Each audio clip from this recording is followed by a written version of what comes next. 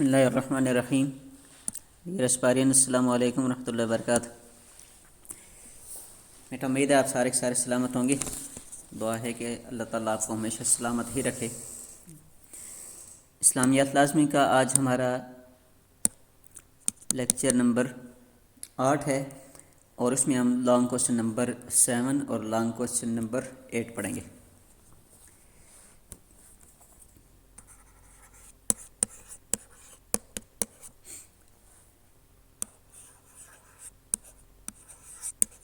سوال نمبر 7 ہے حقوق والدین، یا اس کا دوسرا نام ہے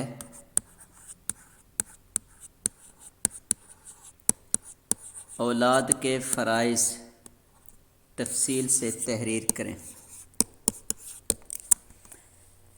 والدین کے حقوق یا اولاد کے فرائض. اس کوشچن کا جواب شروع کرنے سے پہلے ہم 2-3 باتیں عرض کر دیتے ہیں کہ جیسا کہ آپ کو شروع میں بتایا گیا ہے نا کہ اسلام کی بنیادی تعلیمات کی تعداد 5 ہے: عقائد، عبادات، معاشرت، اخلاقیات اور معاملات. تو اس میں سے پہلی 2 آپ نے پڑھ لی ہیں. عقائد پہلے چیپٹر پڑھے ہیں اور دوسرے چیپٹر کے آغاز میں عبادات پڑھی ہیں، نماز، روزہ، زکوٰۃ وغیرہ. اور اب اسی دوسرے چیپٹر میں اب یہ اسلامی تعلیمات میں سے تیسرا پوائنٹ شروع ہے: معاشرت. یعنی معاشرے میں رہتے ہوئے آپ کا جن لوگوں کے ساتھ واسطہ پڑنا ہے ان کی بھی حقوق پورے کرنے، خواہ وہ والدین ہیں، خواہ وہ بہن بھائی ہیں، یا اولاد ہیں، یا زوجین ہیں، یا اس کے علاوہ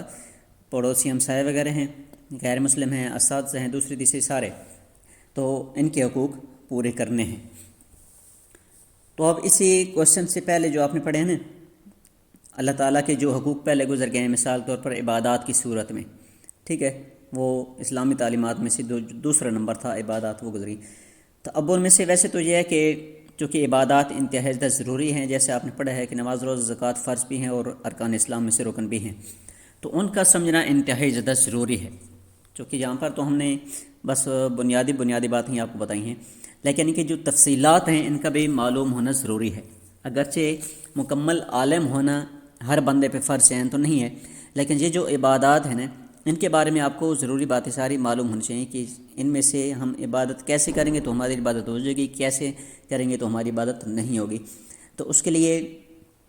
آسان کورس ہے، یہ مولانا رفعت قاسمی صاحب کی کتاب ہے مسائل نماز، اور اس طریقے سے ایک کتاب ہے مسائل رمضان، اور ایک کتاب ہے مسائل زکوٰۃ، ایک کتاب ہے مسائل حج. تو یہ 4 الگ الگ کتابیں ہیں. مولانا رفعت قاسمی صاحب یہ ان کے نام پر ہے یہ کتابیں ہیں. اور ویسے تو یہ پورا سیٹ بھی ہے جس کو مسائل رفعت قاسمی کے نام سے کہہ دیں. تو آپ ان میں سے کم نا روزہ اور نماز والے جو 2 کتابیں یہ ضرور لیں، اور اس سے یہ باتیں سیکھ کر آپ اپنی نمازوں کو تندرست کریں اور اپنے روزوں کو بھی تندرست کریں اور صحیح ثواب کے مستحق بنیں. اب بیٹا ہم آتے ہیں سوال نمبر 7 کی طرف، حقوق والدین. اس کا دوسرا نام ہے اولاد کے فرائض. اگر آ جائے کہ آپ اولاد کے فرائض لکھیں تو اس سے مراد بھی اپوزٹ یہی ہوگا، حقوق والدین. اس میں سے یہ پیج 105 اس کی تفصیل ہے. حسن سلوک پہلا لکھا ہے، حسن سلوک یعنی والدین کے ساتھ اچھا سلوک کرنا ہے، خواہ وہ والدین مسلم ہوں یا غیر مسلم ہوں. ہم اگر قرآن شریف کا مطالعہ کرتے ہیں تو وہاں پر ہم دیکھتے ہیں کہ حضرت ابراہیم علیہ السلام کے والدین غیر مسلم تھے، بت پرست تھے. اس کے باوجود حضرت ابراہیم علیہ السلام نے اپنے والدین کے ساتھ اچھا سلوک کیا. بات سمجھ آ گئی؟ تو اب اس واقعے سے معلوم ہوتا ہے کہ آپ کے والدین مسلمان ہیں یا غیر مسلم ہیں، کسی بھی صورت میں آپ نے ان کا ساتھ بد سلوکی نہیں کرنی ہے. تو اگر مسلمان ہیں، اور الحمدللہ ہمارے تو ہاں یہ خاندانی سلسلہ چلا رہا ہے حضور اکرم صلی اللہ علیہ وسلم صحابہ اہل بیت کی محنت کی برکت سے، کہ سارے کے سارے خاندانی طور پر والدین مسلمان ہی چلتے آ رہے ہیں. تو ہر اعتبار سے ان کے ساتھ اچھا سلوک کرنا ہے. ساتھ آیت بھی ایڈ کر دی، وبالوالدین احسانا.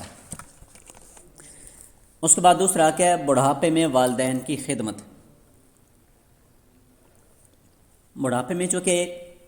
والدین اکثر طور پر ذریعہ معاش اختیار نہیں کر سکتے، ضعیف ہو جاتے ہیں، کمزور ہو جاتے ہیں، ان کی اولاد نوجوان ہوتی ہے، تو اولاد کا حق بنتا ہے کہ ان کی ہر اعتبار سے خدمت کرے، اور خدمت کرنا یہ ان پر فرض ہے، ان پہ کوئی احسان نہیں جتلانا ہے. اگر آپ نعوذ باللہ والدین کی خدمت کر کے احسان جتلانا شروع کر دیں گے تو آپ کی وہ ساری نیکی ضائع ہو جائے گی۔ والدین کی خدمت کرنی ہے اللہ تعالیٰ کا حکم سمجھ کر اور اپنی سعادت سمجھ کر۔ والدین کی خدمت کرنا یہ انسان کو دنیا میں بھی کامیاب کرتا ہے اور آخرت میں بھی کامیاب کرتا ہے۔ آگے جا کر آئی ہے حضور اکرم صلی اللہ علیہ وسلم کی حدیث کہ جنت ماں کے قدموں کے نیچے ہے، اور ایک حدیث میں ہے کہ باپ جنت کا دروازہ ہے۔ تو اس سے معلوم ہوا کہ اللہ کے حقوق پورے کرنے کے ساتھ ساتھ خاص طور پر والدین کے حقوق پورے کرنے بھی ضروری ہیں۔ تو بڑھاپے میں جب والدین پہنچ جاتے ہیں، اور یہ ساتھ اسی طور پر اس لیے یہ ذکر کیا گیا ہے کہ بڑھاپے میں ان کی خدمت کرنے کے، بڑھاپے میں ان کی ذہنی سوچ، صلاحیت، عقل، فہم، بصیرت وغیرہ میں کافی حد تک وہ کمزوری پڑ جاتی ہے، یادداشت کمزور ہو جاتی ہے، اور بعض اوقات وہ کسی بات پہ ناراض بھی ہو جاتے ہیں۔ تو اولاد کو نہیں چاہیے کہ ان کے ذہانت یا یادداشت کی کمزوری کی وجہ سے ان کے کسی قسم کا ہائپر نہیں ہونا ہے، بلکہ ان کے ساتھ آگے یہ آیت لکھا ہے اما یبلغن عندک الکبر احدہما او کلاہما فلا تقل لہما اف، کی صورت میں اف تک بھی نہیں کہنا ہے، بلکہ آپ نے ان کی باتوں کو اگنور کرنا ہے، برداشت کرنا ہے، اور ہر صورت میں تحمل مزاجی کے ساتھ ان کے ساتھ پیش آنا ہے۔ نمبر 3، ادب و احترام۔ والدین کے ساتھ ہمیشہ جب گفتگو بھی کرنی ہے تو نرم لہجے میں کرنی ہے، کبھی کرخت لہجے میں ان سے گفتگو نہیں کرنی ہے۔ قرآن مجید میں ہے کہ وخفض لہما جناح الذل، کہ ان کے سامنے آپ ادب سے کندھے جھکائے رکھیں، اور اس کی آیت ہے بنی اسرائیل میں ولا تنہرما ولا وقل لہما قولا کریما،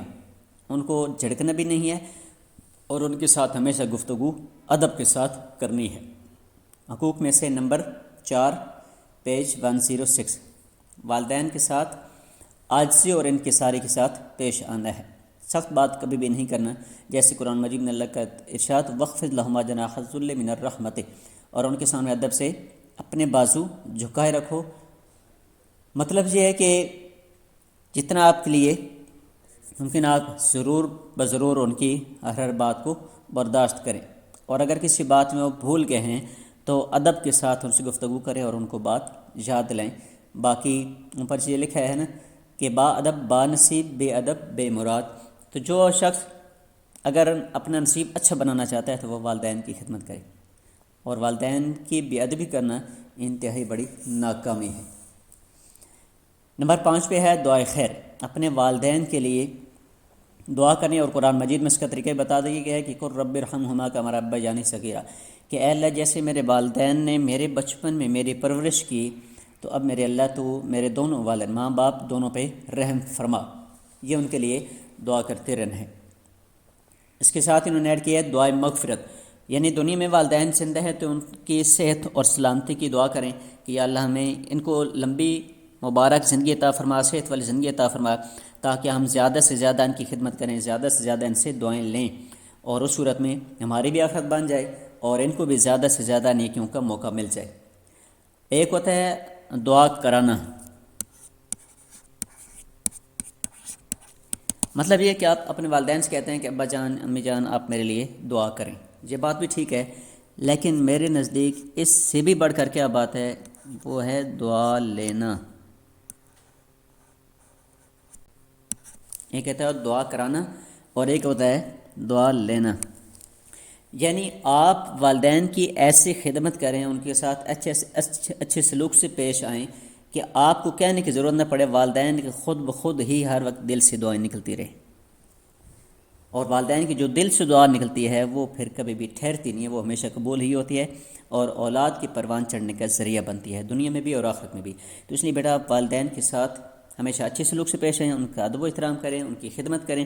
اور ہمیشہ جو بھی آپ خدمت کریں اس کو کسی طریقے سے جتلانا نہیں ہے، ظاہر نہیں ہونے دینا ہے، اور ہر وقت آپ والدین کو مطمئن رکھنے کی، خوش رکھنے کی کوشش کریں، تو ضرور والدین کی دل سے دعائیں نکلنے کی آپ کو کہنے کی ضرورت نہیں پڑے گی، وہ ہر وقت آپ کے لیے دعائیں کریں گے، اور اس طرح جو دل سے دعا نکلتی ہے وہ کبھی بھی رد نہیں ہوتی۔ حضور علیہ السلام کا ارشاد کہ 3 بندوں کی دعائیں رد نہیں ہوتی، عادل بادشاہ کی، مظلوم کی، اور تیسرا ہے ماں باپ کی۔ قرآن مجید میں یہ جیسا کہ اللہ تعالیٰ کے ربنا اغفر لی ولوالدی، اے اللہ میری بھی مغفرت فرما، میرے والدین ماں باپ دونوں کی مغفرت فرما، ہم یہ نماز میں یہ دعا کرتے ہیں۔ دنیا میں والدین زندہ ان کے لیے عافیت کی دعا کریں، صحت سلامتی کی دعا کریں، اور اگر خدا نخواستہ والدین میں سے ایک یا دونوں فوت ہو جاتے ہیں تو ان کے لیے پھر مغفرت کی دعا کرتے رہیں اور ان کو اصال ثواب کرتے رہیں. یا اللہ جیسے انہوں نے مجھے نماز پہ لگایا ہے، روزے پہ لگایا ہے، سچ پہ لگایا ہے، اس طریقے سے نیک کاموں پہ لگایا ہے، تو میرے ان تمام نیک کاموں کا ثواب میرے والدین کو نصیب فرما. تو جیسے حدیث میں نے پچھلے دنوں بیان کیا تھا کہ آپ علیہ السلام کی حدیث ہے کہ موت کے ساتھ انسان کے اعمال تو ختم ہو جاتے ہیں، لیکن 3 بندوں کے اعمال موت کے بعد بھی جاری رہتے ہیں. 3 بندوں کے اعمال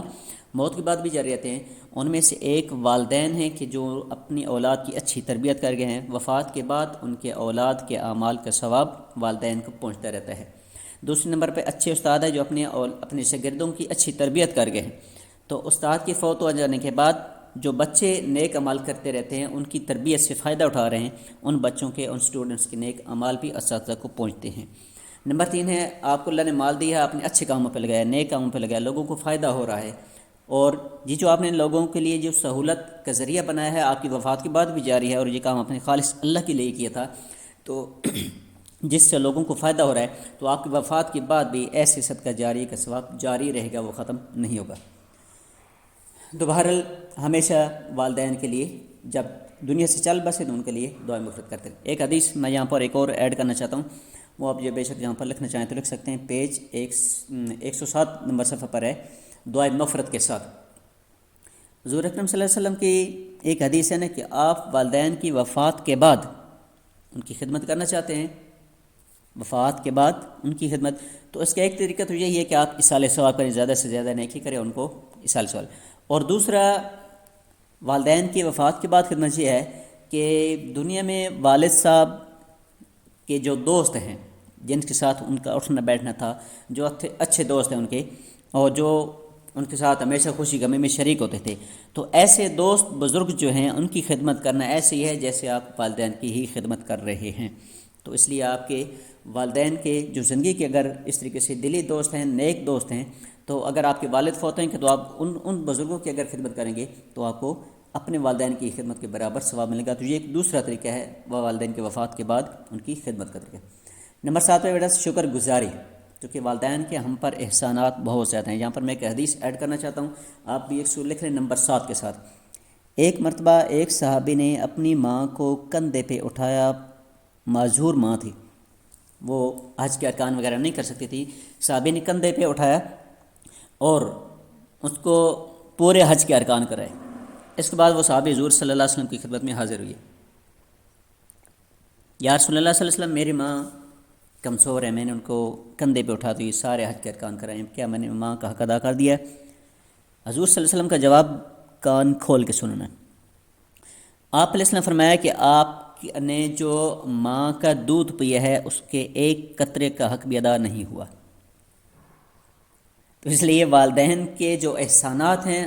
ہم ساری زندگی بھی لگے رہے ہیں، ان کے احسانات کا بدلہ تو اللہ ہی نہیں دینا، ہم دے تو نہیں سکتے، لیکن ہم سے جہاں تک ہو سکے جان مال وقت تن من دھن لگا کے ہم والدین کو خوب راضی کریں. ٹھیک ہے،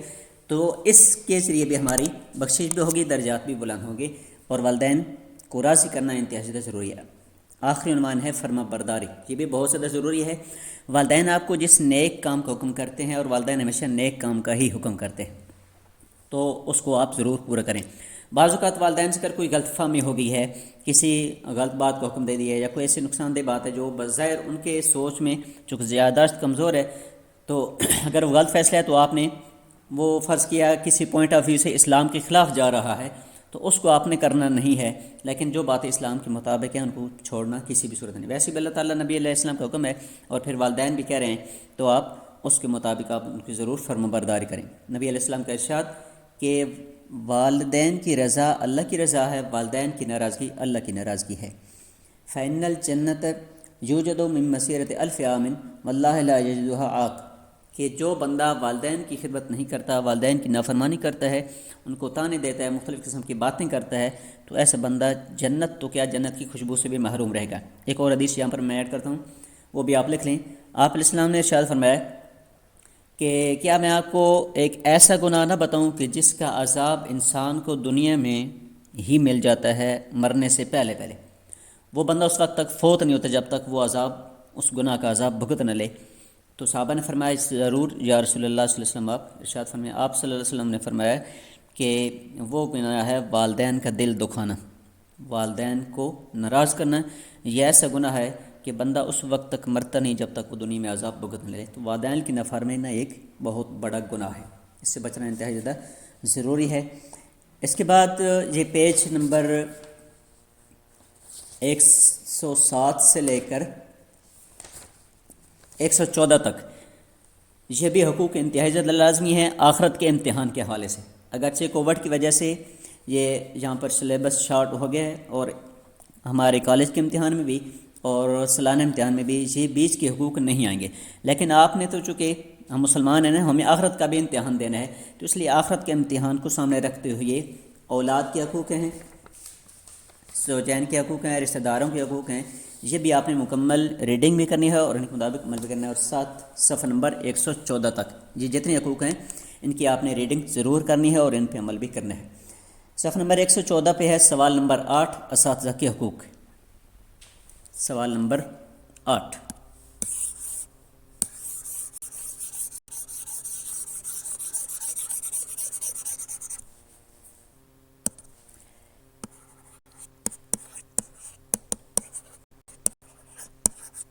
اساتذہ کے حقوق۔ اساتذہ بھی والدین ہی کی طرح ہیں، والدین انسان کے جسمانی والد کی حیثیت رکھتے ہیں اور اساتذہ انسان کے روحانی ماں باپ کی حیثیت رکھتے ہیں، تو اس لیے ان کی خدمت کرنا، ان کا ادب و احترام کرنا اور ان کے ساتھ اچھا سلوک کرنا یہ بھی والدین ہی کی طرح ہے۔ جیسے آپ صلی اللہ علیہ وسلم کا حدیث، آپ علیہ السلام نے ایک صحابی سے فرمایا کہ اے مخاطب، آپ کے 3 باپ ہیں، ایک وہ باپ جو آپ کا دنیا میں آنے کا ذریعہ بنا، وہ حقیقی والدین ہیں، اور دوسرا وہ والد کہ جس نے آپ کو اپنے بیٹی کا رشتہ دیا، یعنی سسر جو ہوتے ہیں وہ بھی انسان کے لیے والدین کی حیثیت رکھتے ہیں، اور تیسرا آپ صلی اللہ علیہ وسلم نے فرمایا کہ معلم، یعنی جس نے آپ کو تعلیم دی ہے، اچھی تربیت دی ہے، تو وہ بھی آپ کے لیے والدین کی حیثیت رکھتے ہیں۔ یہاں پر اساتذہ کے حقوق میں سے پیج 115 115 پہ پہلا لکھا ہے استاد کا مقام و مرتبہ، تو یہاں پر میں فرسٹ عنوان کے تحت ایک آیت لکھ رہا ہوں، وعلم آدم الاسماء، وعلم کا مطلب ہے اللہ تعالیٰ نے سکھائے، اللہ تعالیٰ نے سکھائے۔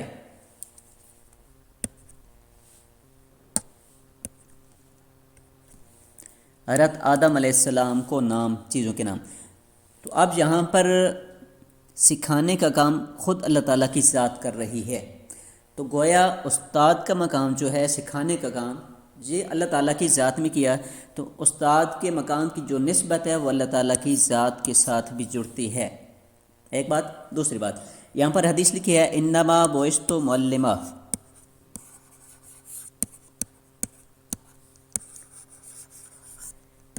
انما بعثت معلما، نبی اکرم صلی اللہ علیہ وسلم کہ بے شک میں بھیجا کیا ہوں معلم بنا کر، استاد بنا کر۔ تو اب استاد کی نسبت اللہ تعالیٰ کی ذات کے ساتھ بھی ہوگی نمبر 1، اور استاد کی نسبت نبی اکرم صلی اللہ علیہ وسلم کے ساتھ بھی آ گئی، پوری دنیا کے معلم حضور اکرم صلی اللہ علیہ وسلم ہیں، تو اس لیے دنیا میں اب جتنے بھی لوگ اچھے استاد آ رہے ہیں ان کی نسبت اللہ تعالیٰ کی ذات کے ساتھ بھی ہے، یہ کام اللہ نے کیا، ان کی نسبت نبی اکرم صلی اللہ علیہ وسلم کی ذات کے ساتھ ہے، نبی علیہ السلام نے بھی یہ عملی طور پر کیا اور پوری دنیا کو علم سکھایا، اور پوری دنیا کی قیامت تک کے سارے انسان حضور صلی اللہ علیہ وسلم کے شاگرد ہیں۔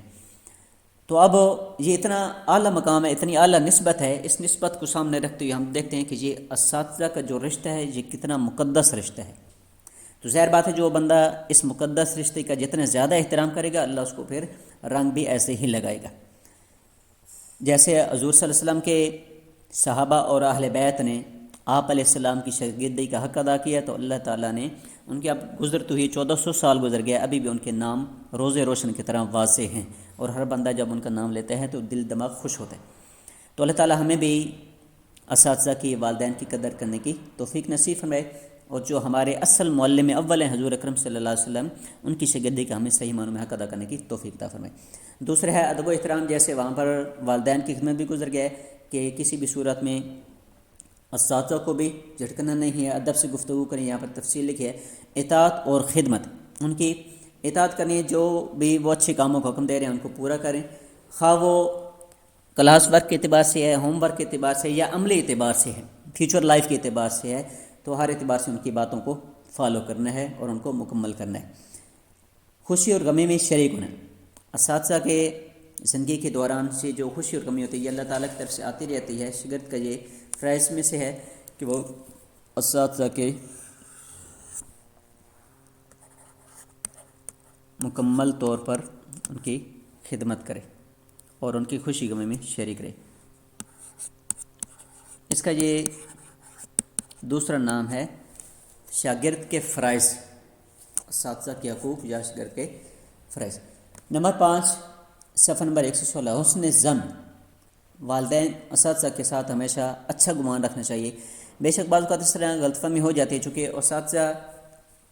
جتنے بھی اب ہم چل رہے ہیں، چونکہ معصوم تو ان میں سے کوئی بھی نہیں، سب کے ساتھ امتی ہیں، تو بعض اوقات بات سمجھنے میں غلط فہمی اساتذہ کو بھی ہو سکتی ہے۔ تو اب اس صورت میں اسٹوڈنٹس کو چاہیے کہ وہ بدگمانی نہ کرے اساتذہ سے، بلکہ یہ سمجھیں کہ یہاں پر استاد محترم سے کچھ غلط فہمی ہو گئی ہے تو اس کو اگنور کرے، درگزر کرے، اس سے بدلہ نہ لے اور ہائپر نہ ہو، کیونکہ جو بچے والدین کو یا اساتذہ کو جھڑکتے ہیں، ان کے بارے میں بدگمانی کرتے ہیں، وہ کبھی بھی کامیاب نہیں ہوں گے۔ بے شک وہ جتنے بھی زیادہ ذہین ہوں، جتنی زیادہ لائق فائق ہوں، جتنے زیادہ بورڈ کو ٹاپ کرنے والے ہوں، کبھی بھی کامیاب نہیں ہوں گے جو اساتذہ والدین کے بارے میں بدگمانی کرتے ہیں۔ نمبر 6 پہ ہے دعائے خیر مغفرت، جیسے والدین کے لیے دعا کرنا ضروری ہے، ایسے ہی اساتذہ کے لیے بھی دعا کریں کہ جیسے انہوں نے ہماری اچھی تربیت کی، اے اللہ ہمیں صحیح معنوں میں ان کی باتوں پر عمل کرتے ہوئے ان کے لیے صدقہ جاریہ بنا۔ نمبر 7 پہ ہے بے جا سوالات سے گریز، ایسے سوالات کی جن کا کوئی سیاق و سباق سے کوئی تعلق نہیں۔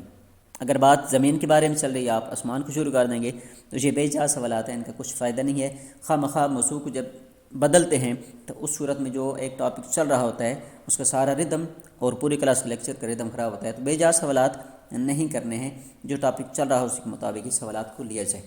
ہاں اگر اساتذہ کی طرف سے اجازت ہو کہ آپ کس قسم کا سوال کرنا چاہتے تو کر سکتے ہیں، تو پھر بے شک آپ کو اجازت۔ نمبر 8 ہے فکر و عمل کی اصلاح، یعنی اساتذہ کی اصل نیت یہی ہوتی ہے کہ ہمارے بچے پڑھنے کے ساتھ ساتھ ایک اچھے انسان بنیں، ایک اچھے انسان بنیں، ملک و قوم کو ہم ایسے بچے دیں کہ جو ملک و قوم کے محافظ بنیں، ملک و قوم کی دفاع کرنے والے بنیں اور ملک و قوم کی ترقی کا ذریعہ بنیں۔ معلم اور طلباء کی مثال بارش اور زمین کی ہے، یعنی بارش آتی ہے زمین پر برستی ہے تو زمین 2-3 طرح کی ہوتی ہے، بنجر بھی ہوتی ہے، زرخیز بھی ہوتی ہے اور بعض ویران بھی ہوتی ہے، مختلف قسم کی سخت زمین، پتھریلی زمین بھی ہوتی ہے۔ تو آپ پتھریلی زمین پہ، بنجر زمین پہ بارش کا کچھ اثر نہیں ہوتا، لیکن جو زرخیز زمین ہوتی ہے اس میں بارش برستی ہے تو اس میں پھل پھول لگتے ہیں۔ تو اس لیے علم کا جو اثر ہوتا ہے، ماہر استاد کی تعلیم کا جو اثر ہوتا ہے وہ زرخیز زمین یعنی اچھے طالب علم پر ہی ہوتا ہے۔ تو اس لیے اگر آپ زرخیز زمین کی طرح بن کر رہیں گے تو آپ کو ہر بات سمجھ میں آئے گی اور فیوچر لائف کے اعتبار سے یہ باتیں آپ کے لیے بہت اہم اور مفید ثابت ہوں گی۔ استاد کے احساسات، جیسے والدین چاہتے ہیں نا کہ میرے بیٹے کو کبھی تکلیف نہ ہو، بغیر تکلیف کے ہی یہ ہمیشہ کامیاب ہوتے رہیں، اور جب بھی اولاد کامیاب ہوتی ہے تو والدین کو دلی طور پر خوشی ہوتی ہے، اور اسی طرح اساتذہ کرام کو بھی والدین اولاد یہ اسٹوڈنٹس کی کامیابی کی بنیاد پر بہت زیادہ دلی خوشی ہوتی ہے جب وہ ترقی کی راہ پر گامزن ہوتے ہیں۔ تو ہماری بھی دعا ہے کہ اللہ تعالیٰ ہمیشہ آپ کو ترقیاں ہی نصیب فرمائے۔ استاد کی احسان شناسی، جیسے والدین کے لیے شکر گزاری کرنا ضروری ہے، اس لیے اساتذہ کا ادب کرنا، اور جب آپ اپنا جو ایک آپ کا اپنا مستقل پیریڈ ہوگا نا، مثال طور پر ایف ایس سی ہے تو ایف ایس سی مکمل کرنے کے بعد بھی آپ اساتذہ کو بھولیں نہیں، بلکہ ان کے لیے دعائیں کرتے رہے اور ان کی باتوں کو فالو کرتے رہے۔